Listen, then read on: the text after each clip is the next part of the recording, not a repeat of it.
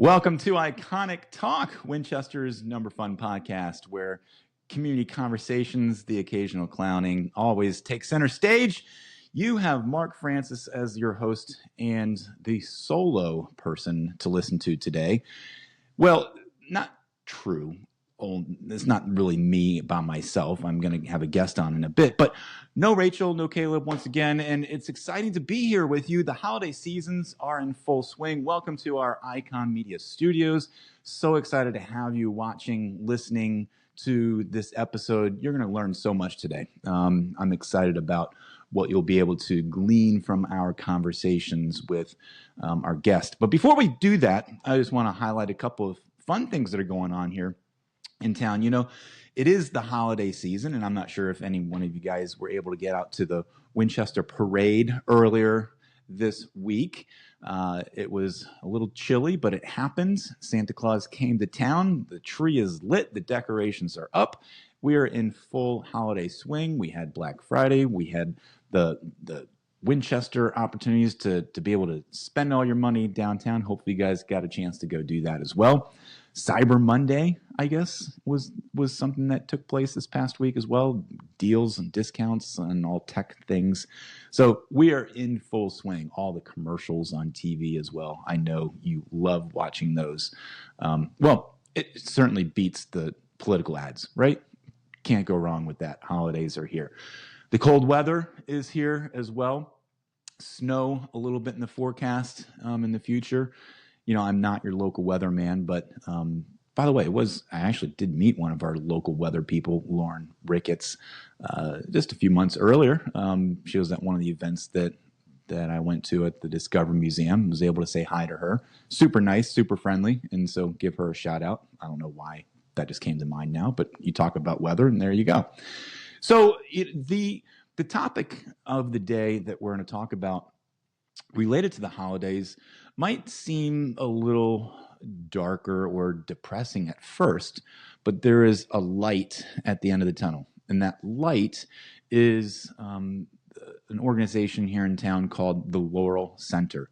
And you're going to get a chance to learn all about them through the guest, Dr. Faith Powers. You'll hear that, yes, she does have her doctorate. That was something revelatory that you'll get a chance to learn about in the conversation as well. But Laurel Center has been around for a number of years now in the community to assist and rehabilitate victims of abuse. And so it's never an easy conversation to have, but it's certainly a relevant one. You know, with the holidays around the corner, things have a tendency to go from bad to worse really quickly when it comes to households where abusers exist, and so many reasons that you'll hear come up in the conversation. But I want you to listen attentively to what Faith has to say, because it's relevant, and I think there's stuff that we can all learn. So here's my conversation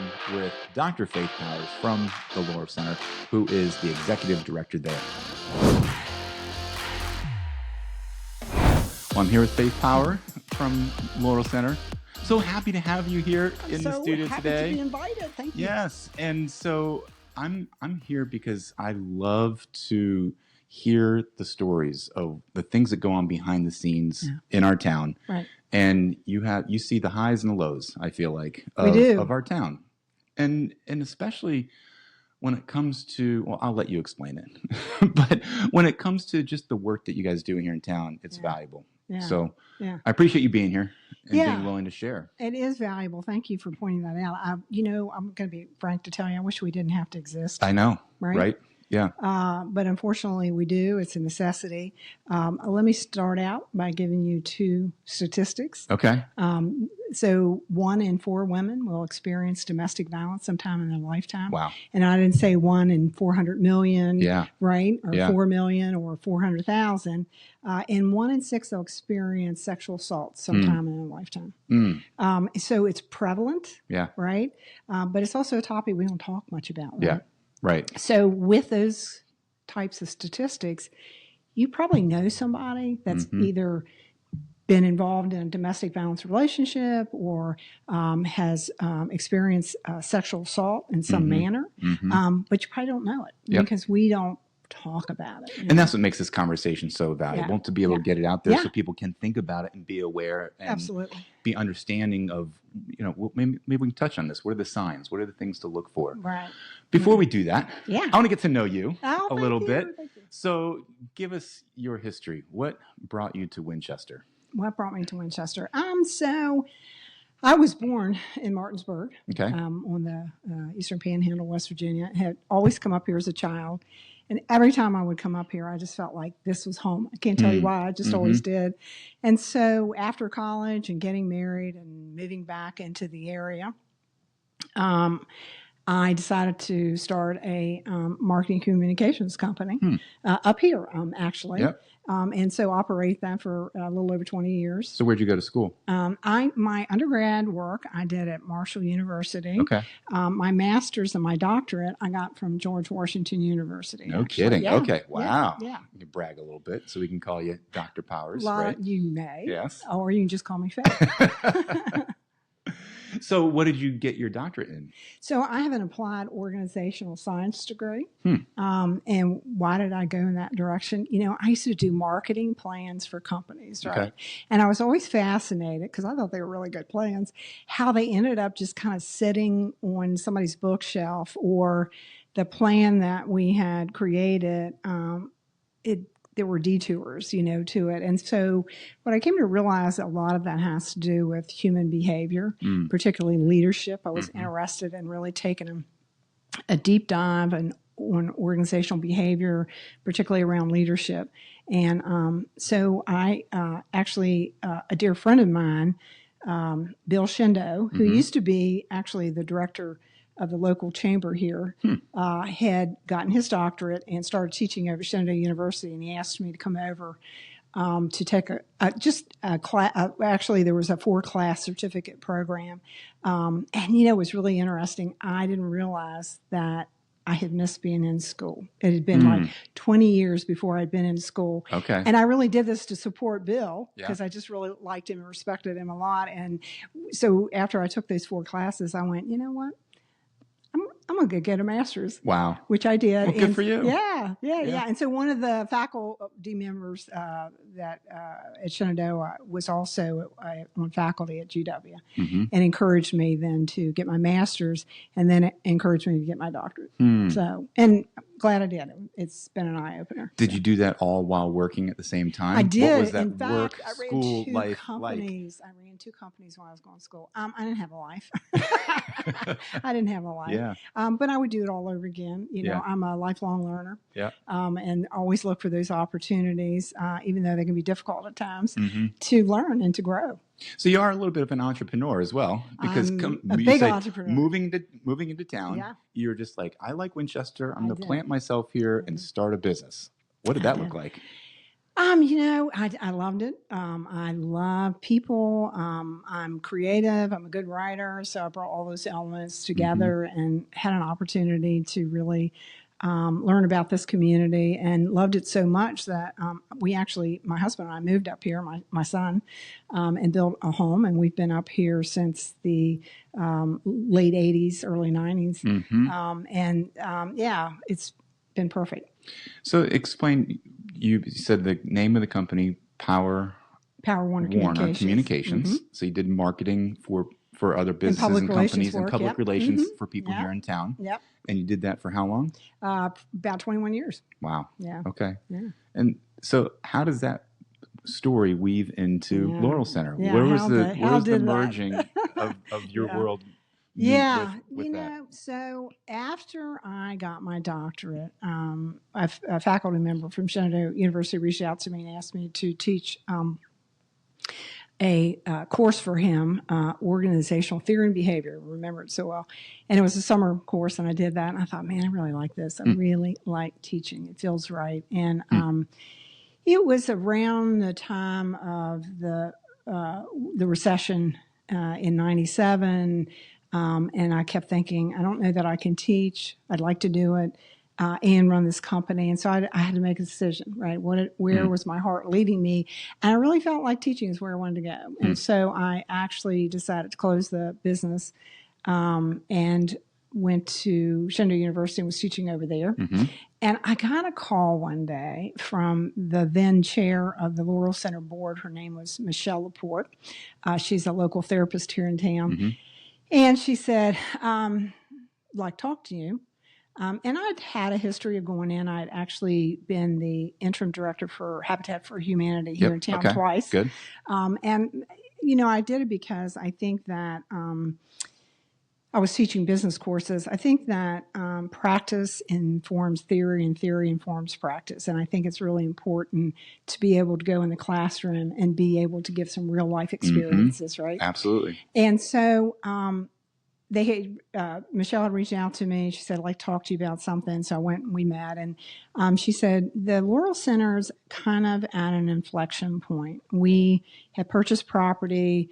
You may know about it. It's on Cameron Street. We built this building. All we got was the exterior built.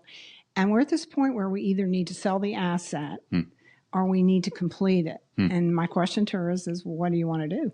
What does the board want to do? Right. We want to complete it. And I thought, big undertaking, but I felt called to do it. And why do I say that? I had served on the Our Health Board of Directors for probably about 16 years, and I would drive past this building. And it was shuttered, and there was a fence around it, and there was grass growing up, and there was trash, right? And I remember so clearly saying, Lord, why are these people not finishing this building, right?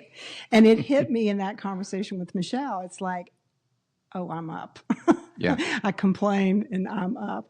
And, and I saw it as a good opportunity to maybe bring some social entrepreneurship to a health and human services field. Probably egotistical enough that I thought, I could get this building built and paid for it, right? Yeah, sure. No problem. And so I took a leap of faith, and I came in and really was only going to be there. I said to myself, I'll be here 18 months, and I'm out of here. I'm going to go back to teaching. And what year was this? This was, I came into the Laurel Center as the interim in 2017, May 15th, 2017. Okay. And so I got the place built, and I got it paid off in 18 months. Wow. And every time I've looked around, there's been something else for me to do, right? And I just put one step in front of the other, and get it done. So talk to us then about the values and the vision of the Laurel Center. Yeah. And that's probably one of the reasons, it's really about giving voice to victims that don't have a voice. I told you we don't talk about domestic violence. We don't talk about sexual assault. It's a topic that people hide from, particularly victims. And for me, what resonated is it took me so long, particularly as a woman in business, to find my voice. Having finally found it, I thought, you know what, I can use my voice to help others.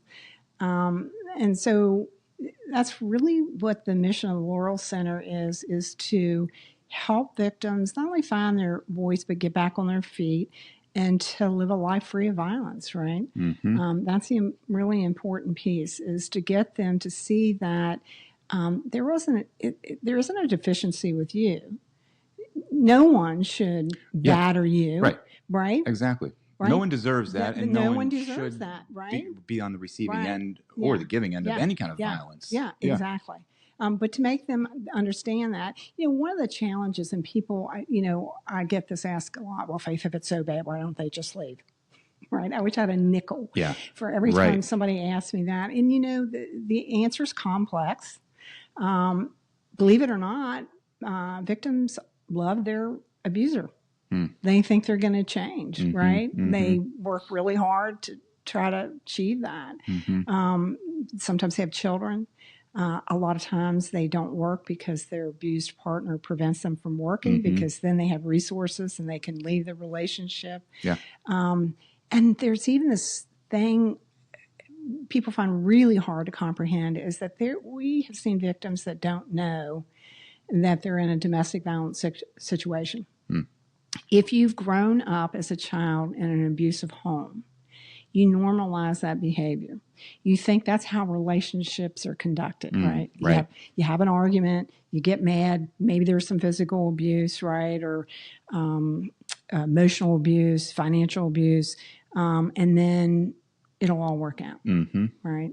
It's just, so that's not abuse. It's just a way. Hope it goes away. Yeah, It's just cyclical. Part of normal life. It's cyclical. It's challenging. I've seen my parents. I see that happen with them. So that's how relationships are conducted, right? Yeah.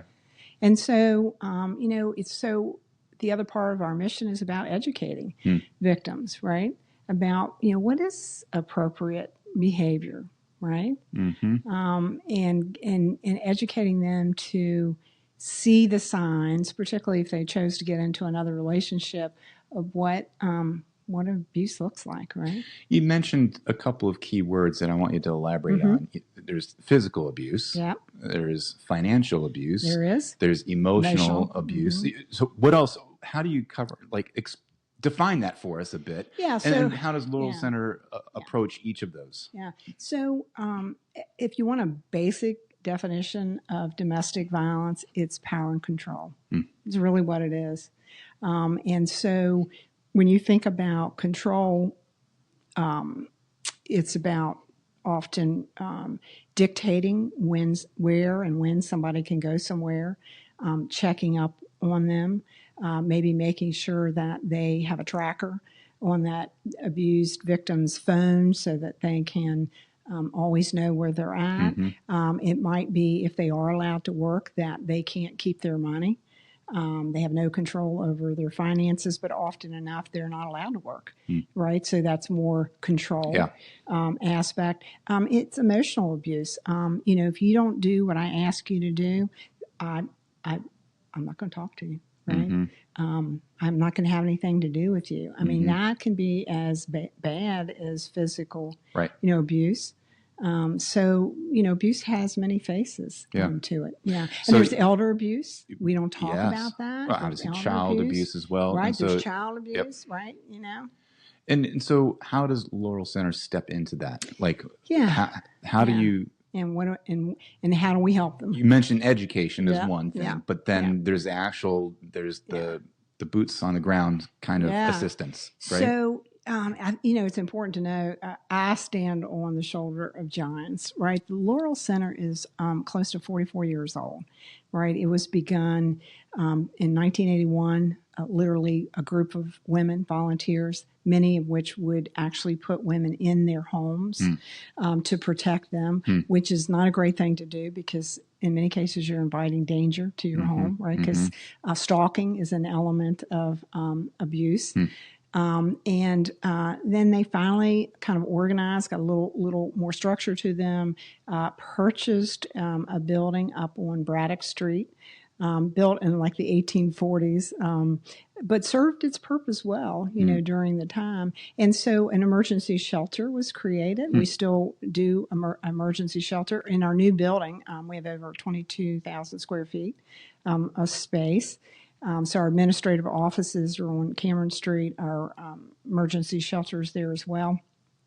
And then on the third floor of our building, we also set up 4 efficiency apartments, and we provide some apartment space for individuals.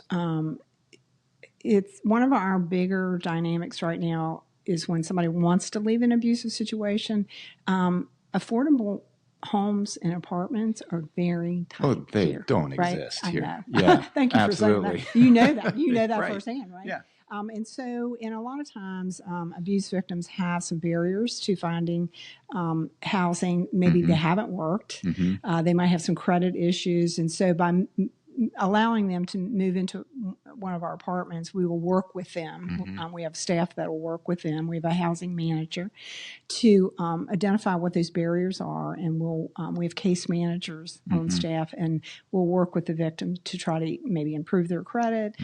We have a workforce development program that we stood up during COVID, actually, where we do job assessments.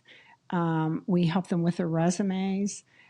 We actually do mock interviews with them. And you might have heard that we opened this little thing called the Railway Cafe. Yes, I want to talk about that because we've talked about that on episodes in the past of when it was being launched, and I've been, and it's amazing. Thank you. So that's just part of our workforce development branch of what you guys are accomplishing. It's part of our workforce development program. So what we know is, particularly victims that have been in a long-term abusive relationship, they lose a sense of agency, of confidence. They have difficulty making eye contact, carrying on a conversation, shaking a hand. If you can't do those 3 very basic functions, Mark, how do you think you're going to do in a job interview? Oh, yeah. Not well. Yeah. You're not going to come across the way that an employer is going to look for you. Right. So the goal of the Railway Cafe, really at its heart, it's not an end point, it's a beginning point. We're not trying to train everybody for the food service business. If they want to stay there, that's great. And we have some great restaurants that can use them for sure. But they're in there for 12 weeks, and it's really about trying to build their confidence. And I wish you could see them when we place a survivor there on day 1 versus it's usually about the 2-week mark. Different people. And so great. It's amazing. They're open, they're conversant, and in fact, I would say one of our biggest challenges, they don't want to leave the program. But, we talk to them prior to that about, if you have any job, what do you want to do? And we have some money that we can send individuals up to Laurel Ridge to get a certification. Maybe they want to be a phlebotomist or a CNA, so we can help them do that. The other neat thing I think about the cafe, it's open to the public.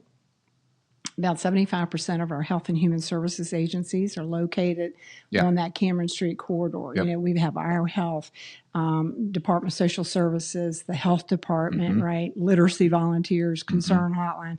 And there was nowhere to eat, right? It was a food desert over there.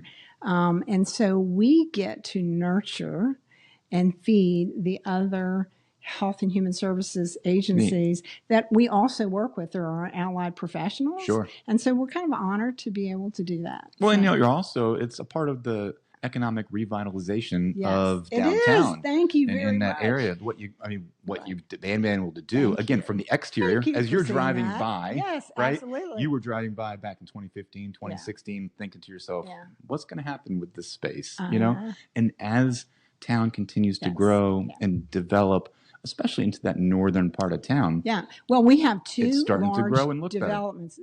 To the north of that space is the Zero Pack. So they're going to have a ton of apartments. And then to the south is there's a group out of Richmond that have purchased what was the old Darlington Towers all the way to Baker Street. Right. And so they're going to have over 100 apartments there. Right. And so, we're this was well positioned. Part of making Winchester. It is. Part of what it is. So go back to, again, you're looking to rehabilitate, you're calling them survivors that come to you guys. Yeah. You said that there's some apartments, people live there, you're going through case studies. Yep. What are some of the success stories? I mean, you mentioned some of the broader picture. Is there 1 or 2 specific stories that come to mind of just that brings you joy? Yeah, there are so many. I'm trying to think that we have a survivor that just is finishing up our program, having worked over at the cafe, and her dream has been to be able to go into nursing. And so Sharon Harris, who's our workforce development coordinator, is working with her. She's doing testing and everything to be able to get her practical in healthcare and nursing. And so I'm really excited. She was somebody that was very closed off, scared, has 2 children. She's a single head of household now, and, we strive to put people on career tracks where they can make a sustainable living for themselves. Sometimes we need to put them in hourly jobs, but she's been amazing. She has blossomed and opened up, and one of the people that I referenced that doesn't really want to leave the program. Right? It's tough, yeah, because it's like leaving the egg, like being exactly launched and hatched. It's cozy there. It's nice. It's friendly. It's warm. Yeah. And that you raise, I think, such an important point there is that. So I didn't talk about some of the other things we do, but we have legal advocates there. We help individuals that need a protective order, or maybe have a child custody matter. So we help them there. We have a children's program where we see kids aged to 5 to 17 years old. We have a CIC program. The CIC stands for a Critical Intervention Companion. Okay. We're at the bedside. We're called by the forensic nurses at Winchester Medical Center when there's been a rape. And we go in to provide support to them. And so we do a lot of things, but really we only do two things. We provide safety and security, and we provide empowerment. We do not want our survivors to become dependent on us, right? Our goal is to lead them to independence. This is their life. They need to be in a position to make decisions for themselves. And so everything that we do, all the programs that we do are lined up on the either security or empowerment. That's what workforce is about. Yeah. Right. But you make a good point, too, because you're not just the one-stop, end-all, be-all location. No. However, you're in collaboration with a lot of other people, whether it be the hospital, law enforcement, the courts. There's so many things that you guys are at the hub of it all. We hold over 30 MOUs with various agencies and organizations in the community. It's not possible for everybody to provide all services that are needed, right? And we really depend on our other allied professionals to come alongside us to support our survivors. So walk us through how the community supports you guys. Yeah. Because I was a part of your most recent fundraising event, the Empty Bowl, which you do every single year. We do. And a part of that is to engage the community, expose them to what Laurel Center is all about. But also part of it, let's be honest, is funding. It is. So how does that work for you guys? Is it just once a year you're relying on people, or the contributors, are they supporting you guys around the clock, around the year? Yeah. So know that about 69-70% of our budget is achieved through federal money that comes through the state of Virginia. So we're subrecipients. The balance of that, about 30-31%, we rely on the community to flush out our budget for us, right? So that it is achieved through our fundraisers. You talked about the Empty Bowl that we just did. We do that every November, usually the first Friday of the month in November. And by the way, we netted out about $18,000 on that event. So it's our largest event, right? Yeah. And we had about, I think, 250 people at that event. So we usually go between 250, 300. There. And we do a number of other events throughout the year. We, right now, which we do every year, we have a year-end appeal campaign going on. So we send out an appeal letter and we post things on Facebook. The community is very generous to us. We also apply through private foundations. We are just this Friday, actually, not this Friday, next Friday, December the 12th, we're going to do ribbon cutting. We purchased a building across the street on Cameron Street that'll house our workforce development program. Oh, cool. So we're pretty excited about that. And we worked with a group called Homemade. We had originally got an estimate to rehab that building for our purposes, and it was going to come in at around $200,000. I was a little uncomfortable, particularly with what's happening at the federal level with some grants and things of actually spending that money. And I don't know if you know Danny McKee with Key Construction. Sure. He is just the most amazing person. He was actually, his company was the one that had given us the estimate to rehab that building. And he knew I was a little squeamish about spending the money. He said, I've got an idea for you, Faith. I said, I'm all ears. And he hooked us up with a group called Homemade. And they actually work with contractors in the area, and they paired us with Richmond, America, and they just came in and did a rehab for us, and it's going to cost us about $61,000 versus $200,000. No way. Yeah. Wow. So I'm pretty excited about that. Congratulations. That's great. Yeah, it is. And so, it's not just about somebody writing us a check. It's about somebody knowing somebody that can do something for us, like gratis or low cost. The church community, phenomenal. Your church, right? When we reach out and we need support for a survivor, you guys are there. Yeah, Fellowship Bible Church is one of the biggest churches in town, but it's not just being big, but it's having some of the resources and just the heart and passion. I was going to say, there are a lot of big churches in town, but your big church really talks the talk and walks the walk. They really do. We're so very grateful. There are the grants. It sounds great. People go, 70% of your budget is covered by money. Yeah. Well, it's very restrictive. I mean, it's very prescribed about how you can spend the money. And there are needs that survivors have that we can't satisfy because the grants won't allow us. And so being able to reach out to the church community.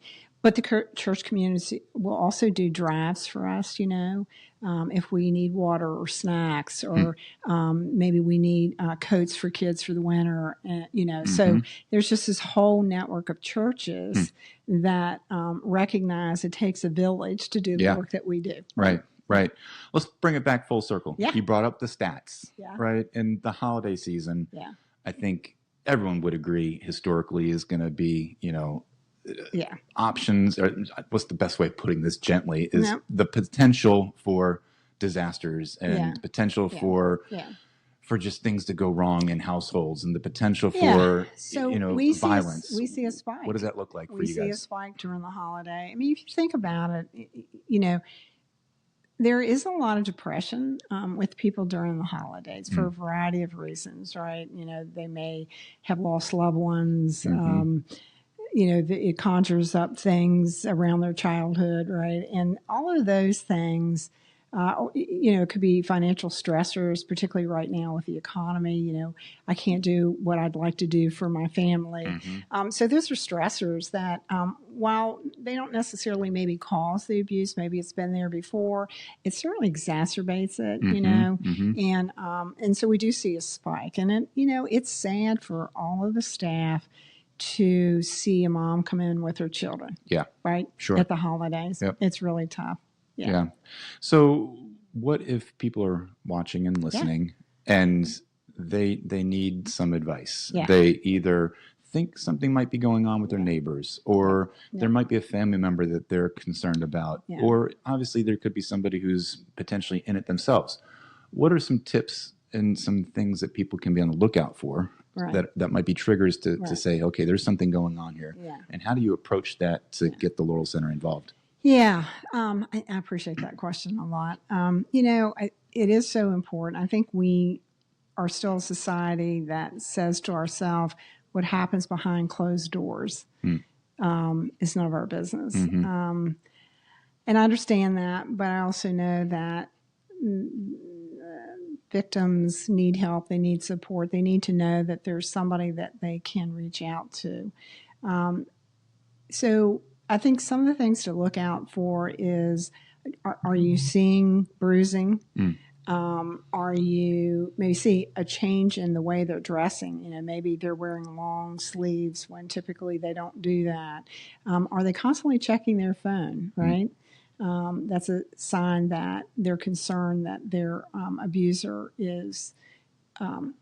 has texted them maybe or called, and they need to respond quickly, right? That's a power and control dynamic. Just generally a change of behavior. It may be also an avoidance of somebody that they used to be close to, right? Or some of the signs, depression, right? Just really being kind of closed off is certainly a symptom. And, it's about being there for them, trying to open up the conversation gently to say, you seem like there's something wrong.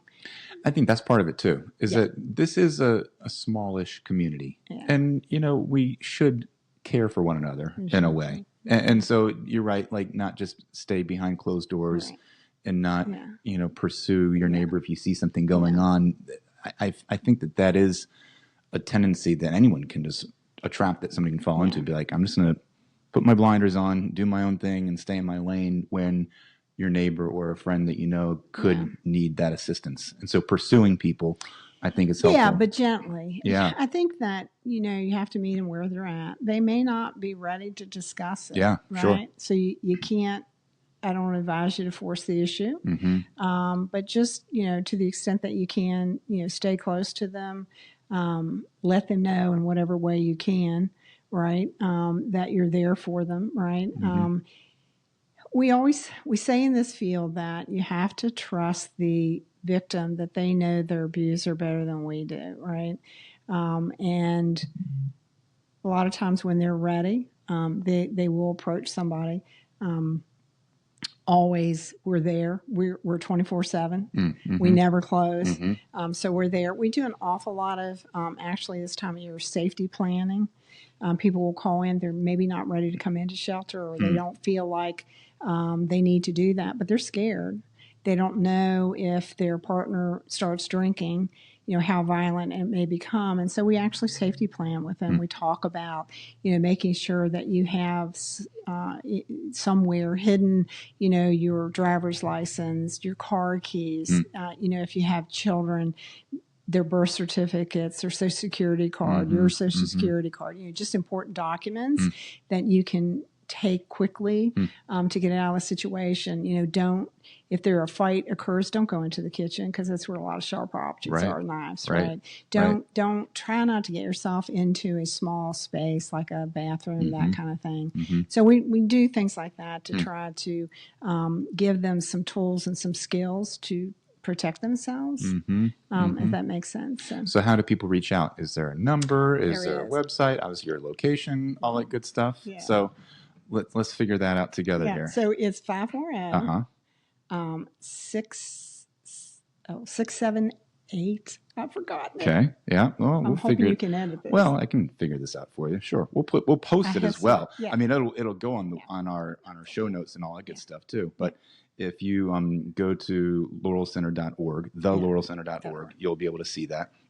You can go to the homepage and you can get all the information that you need to know there. There's the phone number. There's you name it. It gives all the history. That gives the information about who you guys are. So that's the quickest thing, thelaurelcenter.org. It is, but we need to give them the hotline number too. Yes. So the hotline number, we'll post that as well. Yeah. Good. And get that to you, because even if we said it, are people going to remember it? I don't know. No, I don't know. We'll put it out. If the executive director has forgotten our hotline number. No, that's okay. We got you. Well, let's end on a fun, good note. Here's the hotline. It's 540-667-6466, and you can go straight to that. So 540-667-6466, and we got you. So I will never forget it again. So ending on a fun note, what do you envision the next year looking like for Laurel Center? Do you have any big plans? We do. Any news you want to pass on? We do. So the governor of Virginia passed a mandate last year that all localities in Virginia need to provide services to human trafficking victims. So do we now? We do, but it's unfunded. We're not funded to provide services to human trafficking victims, but we do it. What we have discovered through that process is they don't acclimate well to our current shelter. Their time horizons for services is longer than the amount of time we typically give someone in our emergency shelter. Many of them have substance abuse issues, because that's how the trafficker kept them in trafficked. They have workforce development issues. So we are trying to secure another building to build a smaller shelter for human trafficking victims. So we're in that process right now. We've written a couple grants to private foundations to be able to try to purchase the building and renovate it for that purpose. That's great. Yeah. That's exciting. So I want to see you guys keep growing, but I want to see the town not need you anymore. So how can we do both at the same time? I would love to be worked out of a job. Yeah. Well, you guys do amazing work, and I hope that this was eye-opening to you guys watching and listening as well. So Faith, thanks for being here. Thank you. Excited to see what happens in the future. Me too. Thank you. Thanks. Well, thank you once again to Faith. She's an amazing guest, and it was great to see her at the Empty Bowl. fundraising event back in the first Friday there of November. And because of my affiliations with Fellowship Bible Church, yes, I do run into them every now and then and help and be a point person for them at their event. And, when I bumped into her, it was just at the end of the night, I'm like, man, you guys just do such a great job of, yes, reaching out to the community to just elicit the need for just the community to support them. And I said, I wanted to help. And so having her be on the show today is just one way that I wanted to help just encourage them, first of all, but also to expose what they do to the community. The things that I learned, man, again, part of the questions that I was able to pose to her, I didn't know the answers to, and so being able to learn all of the many things that they do to rehabilitate what they call the survivors, I think. And I say what they call it because that's a new word to me also. You don't think of them like in that light, but truly they are survivors when they have gotten to the point of running from the abuse and finding shelter and being rehabilitated. I think is a great way of depicting what they're all about.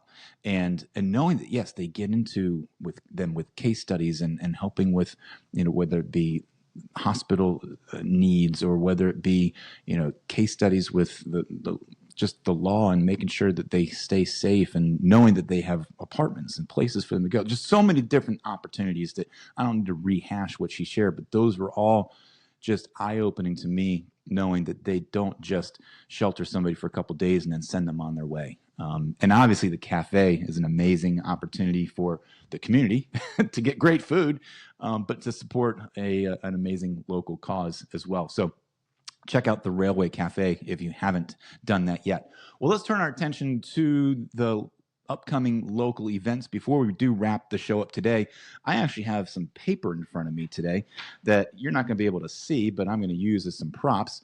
We have coming up in the downtown area of Winchester, the Winter Village. So Winchester Winter Village from December 5th through 7th, so this Friday to Sunday, where they have a couple different opportunities for people of all ages to enjoy a winter celebration downtown Winchester, where there's vendors. So they're going to have horse-drawn carriages, rides. They're going to have music. There's going to be different opportunities for called like a wood turning booth. We'll have to find out what that is. That's going to be interesting. There's going to be choirs caroling downtown.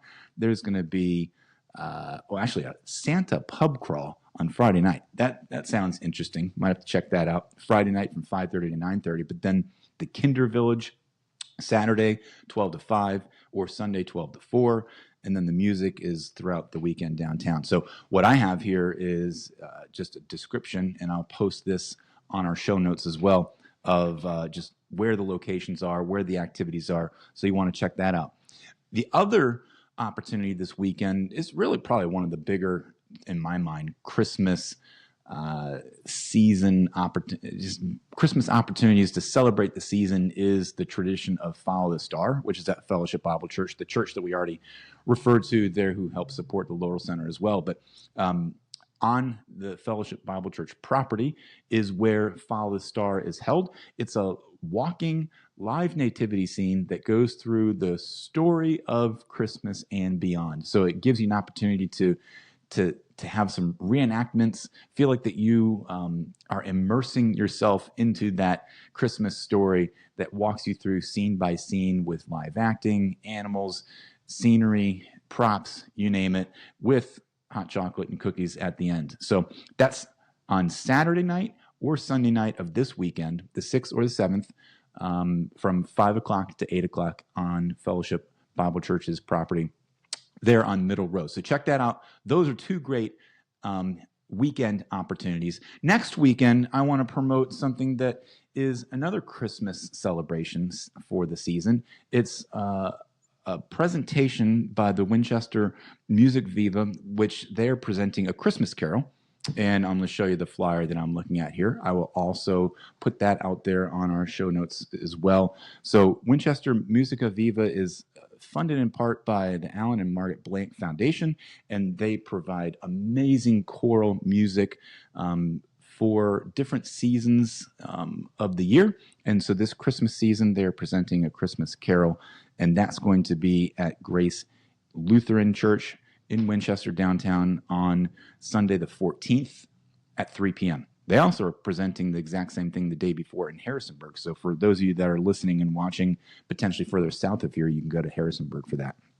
Well, those are just a few of the many things that are happening in our town over these upcoming weeks. Looking forward to connecting with you guys here in a couple weeks. We will hopefully be able to get Rachel back in. I know she was swamped with work and life. And by the way, continue to pursue her for floral arrangements. I'll post this too. I was able to do that client party that we referenced and gave away a couple dozen of floral arrangements that Rachel put together for us for my clients. So that was exciting. So thank you for that. Rachel's Bloomers, give her a shout out as well. And for all of you guys watching and listening online, either or, you can be watching us on YouTube. If you don't watch us on YouTube and you're listening on any location where you get your podcast, thank you. But pass it on to your friends. Let them know that they can find Iconic Talk as well. Give us a review. That's one great opportunity to help us grow and to get the word out on the street of what Iconic Talk is all about. And let us know what topics you have in mind. We have a couple of things already lined up for the weeks to come, but there might be something down the road that you or one of your friends might want to put out here, and you can filter that through us as well. So send us a message via the messaging there on our social media, Instagram or Facebook, you name it, you can find us out there. So thank you so much for watching and listening. And until next time, think iconic.